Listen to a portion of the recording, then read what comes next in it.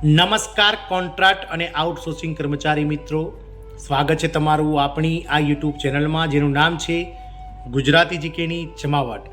તો દેશભરના અલગ અલગ જે કેન્દ્ર સરકારના વિભાગો હોય કે પછી રાજ્ય સરકારના વિભાગો હોય તેમજ બોર્ડ નિગમ કોર્પોરેશનો સ્વાયત્ત સંસ્થાઓમાં કામ કરતા લાખોની સંખ્યામાં કોન્ટ્રાક્ટ કર્મચારીઓ અને આઉટસોર્સિંગ કર્મચારીઓની નોકરીઓમાં મોટો ફેરફાર આવી રહ્યો છે.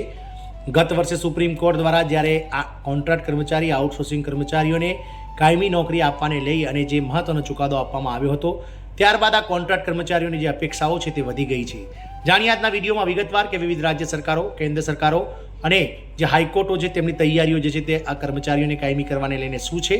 અને કોન્ટ્રાક્ટ કર્મચારીઓ આનંદો, કારણ કે તમારા માટે આજનો વિડીયો જે છે તે ખૂબ જ ઉપયોગી નીવડવાનો છે. તો આ વિડીયોના અંત સુધી બન્યા રહેશો. જો આપ અમારી ચેનલમાં નવા સબસ્ક્રાઈબર હોય તો ચેનલને સબસ્ક્રાઇબ કરવાનું ભૂલશો નહીં. બાજુમાં રહેલું બેલ આઇકોન પર દબાવી દો, જેથી કરીને ચેનલ પર મૂકવામાં આવતા આવા આંગણવાડી કર્મચારી સાથે જ કોન્ટ્રાક્ટ કર્મચારી વગેરેના સમાચારો તમને સરળતાથી ચેનલના માધ્યમથી ઉપલબ્ધ થઈ જાય. તો કોન્ટ્રાક્ટ કર્મચારીઓની નોકરીમાં મોટા ફેરફારો આવી રહ્યા છે.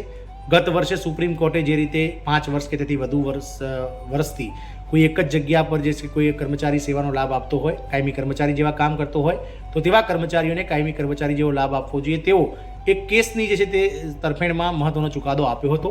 ત્યારબાદ હવે કર્મચારીઓની અપેક્ષા વધી ગઈ છે અને સરકાર અને કોર્ટની તૈયારીઓ પણ મજબૂત થઈ ગઈ છે. કોન્ટ્રાક્ટ કર્મચારીઓ માટે મોટી અપડેટ. તો તાજેતરમાં સરકારી અને ખાનગી બંને ક્ષેત્રોમાં કોન્ટ્રાક્ટ કર્મચારીઓની સ્થિતિ અંગે ઘણા મહત્વપૂર્ણ અપડેટ્સ બહાર આવ્યા છે. કોન્ટ્રાક્ટ કર્મચારીઓ એવા છે કે જેઓ નિશ્ચિત સમયગાળા માટે કાર્યરત હોય છે અને તેમને કાયમી કર્મચારીઓ જેટલા લાભ મળતા નથી. જો કે સમયાંતરે અદાલતો અને સરકારે તેમના અધિકારો અંગે ઘણા નિર્ણયો જારી કર્યા છે. સુપ્રીમ કોર્ટ અને કરાર કર્મચારીઓની સ્થિતિ. તો સુપ્રીમ કોર્ટે તાજેતરમાં સ્પષ્ટ કર્યું છે કે કોન્ટ્રાક્ટ કામદારોને કાયમી કર્મચારીઓ જેવા જ કેટલાક અધિકારો મળે છે. આ નિર્ણય બાદ ઘણા રાજ્યોમાં કોન્ટ્રાક્ટ કામદારોએ તેમની નોકરીઓ અને વેતનમાં સુધારાની માંગણી કરતી સરકારો સમક્ષ સમીક્ષા અરજીઓ દાખલ કરી છે. આપ સૌને જણાવી દઈએ કે સુપ્રીમ કોર્ટે ગત ઓગસ્ટ 2024માં એક અતિ મહત્વપૂર્ણ ચુકાદો આપતા એવું જણાવ્યું હતું કે જો કોઈ કોન્ટ્રાક્ટ અથવા તો આઉટસોર્સિંગ અથવા તો પછી કરાર આધારિત કર્મચારી કોઈ એક જ જગ્યા પર એટલે કે એક જ પદ પર 5 વર્ષ કે તેથી વધુ સમયથી સેવા બજાવતો હોય અને તે કાયમી કર્મચારી જેવી જે છે તે ફરજો નિભાવતો હોય, તો તેને પણ કાયમી કર્મચારી જેવા જે છે તે લાભો સરકારે આપવા જોઈએ તેવો એક કેસની જે છે તે તરફેણમાં ચુકાદો સુપ્રીમ કોર્ટે આપ્યો હતો. ત્યારબાદ અલગ અલગ રાજ્ય સરકારોના જે કોન્ટ્રાક્ટ અને કર્મચારી અને આઉટસોર્સિંગ કર્મચારીઓ છે તેઓ તેમની નોકરીઓ અને વેતનમાં સુધારાની માંગણી કરતી વિવિધ રાજ્ય સરકારો અને કેન્દ્ર સરકારો સમક્ષ સમીક્ષા અરજીઓ દાખલ કરી રહ્યા છે. રાજ્ય સરકારો દ્વારા પહેલ. તો ઘણી રાજ્ય સરકારો હવે તેમના કરાર કર્મચારીઓ માટે કાયમી રોજગાર અથવા નોકરીની સુરક્ષા અંગે ગંભીરતાથી વિચાર કરી રહી છે. ઉદાહરણ તરીકે વાત કરીએ તો ઉત્તર પ્રદેશ, રાજસ્થાન અને હિમાચલ પ્રદેશે કરાર કર્મચારીઓના રેકોર્ડ અને સેવા શરતોની સમીક્ષા કરવાનું શરૂ કર્યું છે. સરકારે મૂલ્યાંકન કરી રહી છે કે કયા કર્મચારીઓ લાંબા સમયથી સેવા આપી રહ્યા છે અને કાયમી રોજગાર માટે પ્રાપ્ત છે. ત્યારબાદ ઉત્તર પ્રદેશ સરકાર દ્વારા જે છે તે લાખો આઉટસોર્સ અને કોન્ટ્રાક્ટ કર્મચારીઓ માટે આઉટસોર્સિંગ જે છે તે કોર્પોરેશન બનાવવાની વાત પણ કરી છે. કર્મચારીઓની અપેક્ષા. તો દેશભરના કોન્ટ્રાક્ટ કામદારો આ અરજીઓ અને સરકારની કાર્યવાહી પર ખૂબ ખુશ આશા રાખી રહ્યા છે. તેઓ કાયમી કર્મચારીઓ જેવી જ નોકરીની સુરક્ષા અને લાભો ઈચ્છે છે.